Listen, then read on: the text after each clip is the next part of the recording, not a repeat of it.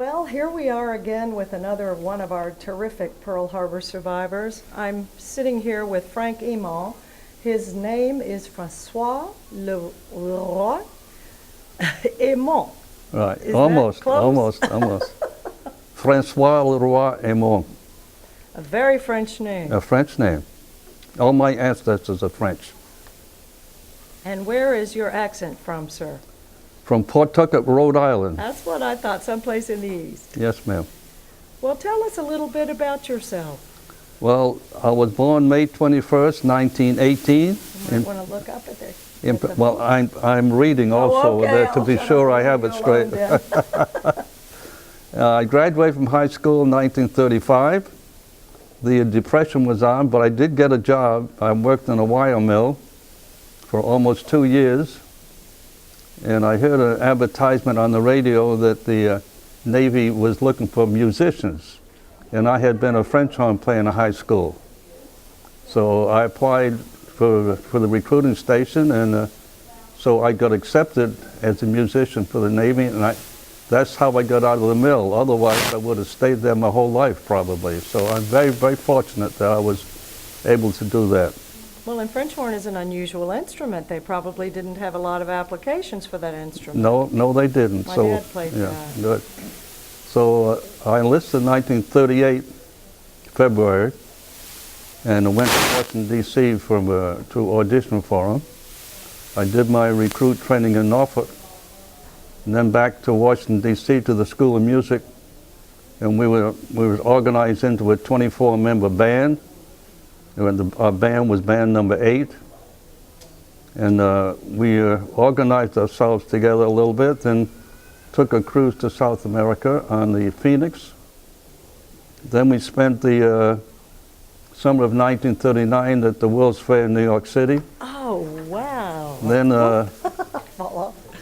Then we... Did you play while you were at the World's Fair? Yes. We paraded every day and had a color ceremony at 5 o'clock in the afternoon.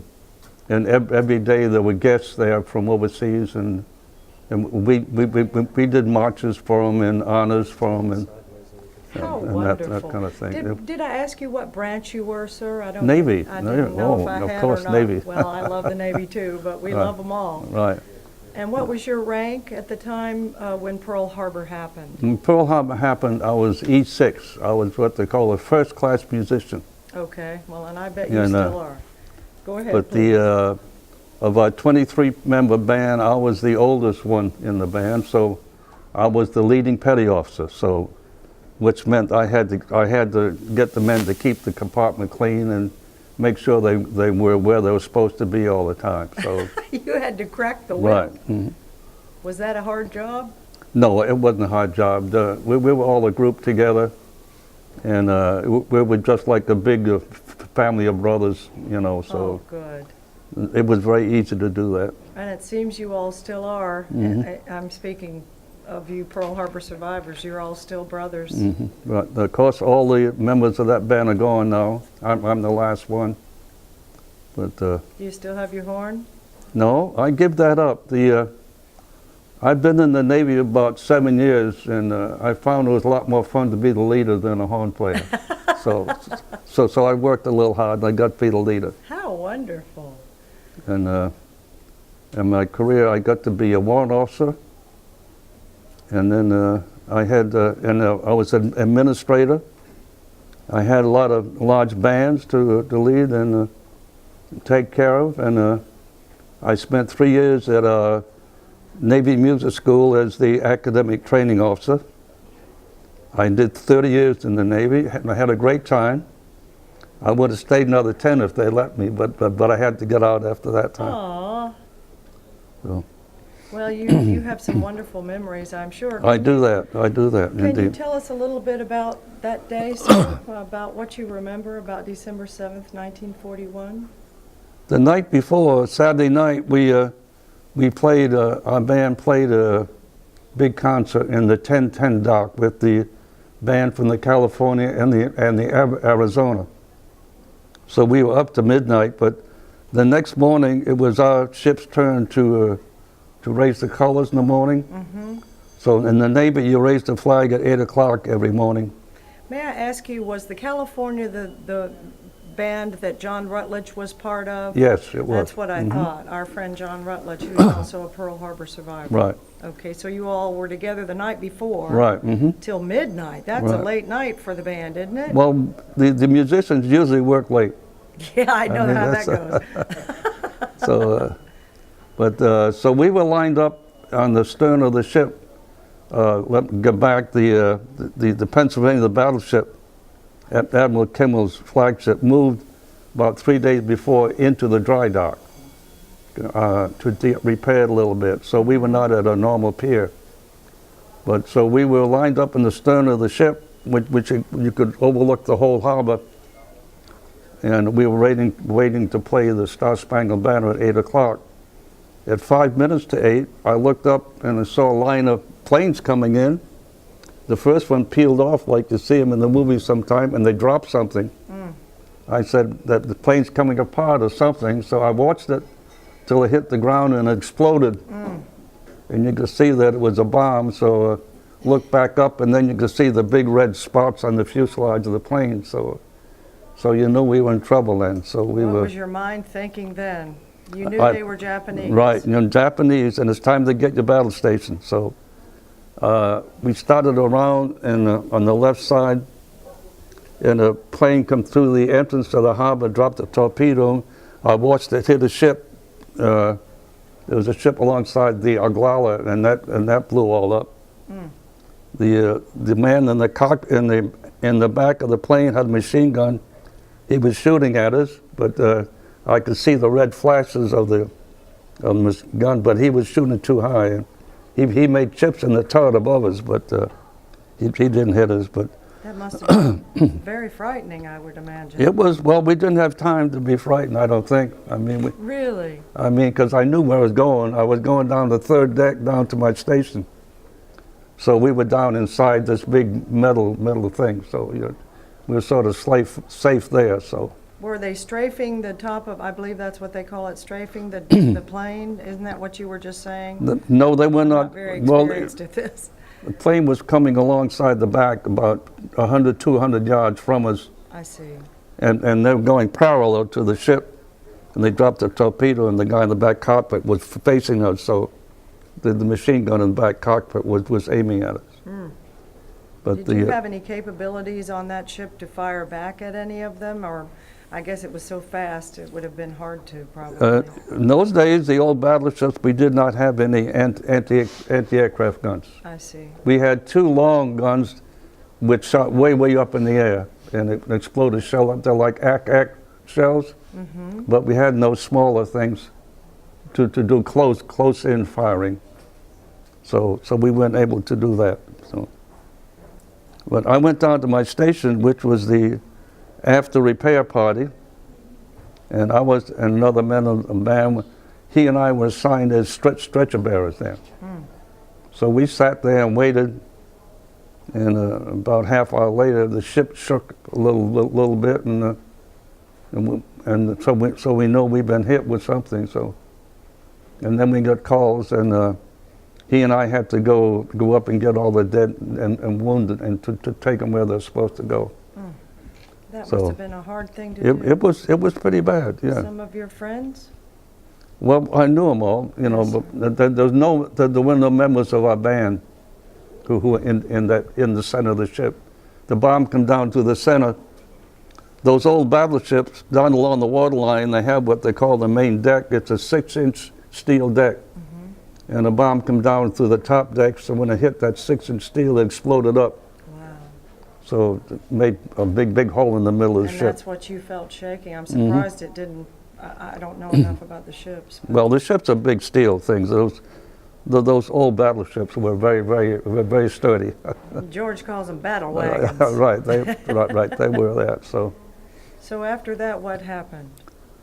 Well, we were taking care of all the wounded and the dead people and getting them off the ship so they could take them to the hospital. And then that evening, they didn't know whether they were going to be invaded or what, so we were all issued a rifle and ammunition, and so we sort of stood guard and waited around that night to see what was going to happen. So I bet that was a pretty but there tense was night. nothing happened, luckily, so we were okay then. I think it was 8 or 9 days later. Well, going back to the ship, in our dry dock, we had 2 destroyers in the dry dock also, the Cason and the Downs, and they were also hit. They were all smashed to pieces, and their oil got on the bottom of the dry dock, and the oil got on fire. So the sides of our ship, the battleship was burning because we had so much paint on the sides. It was the paint was burning, so they had to flood the dry dock in order to get the flames out. It must have made it hard to breathe. A little bit, but it was hard getting moving around the ship because where the damage was, there was no lights or nothing, just darkness, and had a lot of oil and water on the floor, you know. So so you had to do what you could. And Right. Did you guys? I feel fairly sure you pretty much stuck together and just did what you had to do and got her done. Oh yeah, yeah. We the members of the band when on the ship like that when aboard they assigned us to the place where they needed a hand or two there. So that's why my friend and I were assigned to the aft repair shop there. So that's why we were there. We were not trained to be repair type people. Well, but you were a master. we were just hands there, Master you know. French horn player and a leader of the band. Well, I was at that time. Yes, That's a hard instrument. I know that. We left the dry dock about 9 or 10 days later. Cruised up around the Aleutian Islands. There was one destroyer and us, seeing what we could find. In those days, we had no radar, so you didn't know who was out there. So I stood a watch as after surface lookout on the aft mast, way up at the top of the mast, because the only way you could tell if there any ships around is that the lookouts had to find them with the glasses. So. Wow, did you So have that to was, literally yeah, climb up right something? on the outside of the mast. Yeah. Ooh, I'd never make Big that. round steel mast. Were yeah. you scared of heights? No, you don't. You can't do that. You're supposed to be there. You just go there. You know. So that's all. That seems the way you all operated. You just did, and you were so young. I was 22 at the time. Well, that's pretty young still. Well, most of the men in the band were 18, 19, and 20. So it's, I'm 93 now, of course. That's hard for me to believe.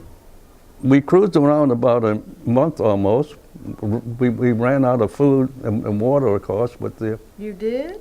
well, almost, you know, because in those days we didn't have the stores, and we didn't have evaporators to make water the way they do now, almost, a little bit, but so you would issue a little bit of fresh water in the morning to wash your teeth and stuff like that, but each man had a pail they washed the clothes in, because there were no laundries for us in those days. So you washed the clothes in salt water in the pail and you hung them up to dry. And what did you eat? Well, we had rice and beans for a while, you know, a morning like that. So, and of course that ship too. We were lucky. We had bunks to sleep in, those tiered bunks. The other 2 ships I was on, we had hammocks that we slept in hammocks. Which did you prefer? The bunks, of course. You know, yeah. I see on your hat some sort of music and another pin. I don't. The other pin is a Pearl Harbor pin. Can we show them? Is it okay to take Sure. your hat off? Oh yeah, fine. Can you see that all right? This here is one of the new type of Pearl Harbor pins. I've not seen that one before. And I have a few at home. I'll bring you one. oh, I'd love one. Thank you. And the lyra, the music. Yeah, you wear that on your sleeve. Oh, okay. And that shows that you're in the band? Well, the officers have that instead of a star on the sleeve. It shows the branch that you're in. I see. And of course it says USS Pennsylvania, and that's the ship you were on at Yes, the time. ma'am. Well, that's very interesting. Thank you so much. And then the Pearl Harbor Survivors Association logo patch is on the other side, and you all are number 138, correct? In our group here in town, yes, ma'am. Yes, sir. All right, I'll let you put that back on. I know men are very particular about the way they put on their caps. Well, I don't wear this, but maybe once or twice a year now, and so. Well, you look very handsome. Thank in it. you, thank you. What else would you like to tell us about that day? Well, Is there anything else? no, that day it seemed like we didn't have any problems really. Everybody knew where to go, and they knew what to do. So it all got taken care of. So it's a. Did you lose anyone aboard your ship? We lost 21 killed, and about twice that wounded. So. Well, when you think about next December, we are intensely trying to get you to Hawaii, and we're determined to do it. What are your feelings about that? What do you think? How do you think you'll feel when you get there? I think it'd be wonderful. I went for the 50th anniversary. I'd like to go back and pay my respects to the band on the Arizona. They were all friends of ours. We lost the whole band on Yes. that ship. So. They've made a few changes on the Arizona, I've heard, Right. too. That they built a new entrance to it, and so. Well, thank you so much for speaking with us and telling us your story, and thank you for your service. You're welcome. I'm glad to do that. And it's a pleasure to get to be with you. Okay. Thank you very much.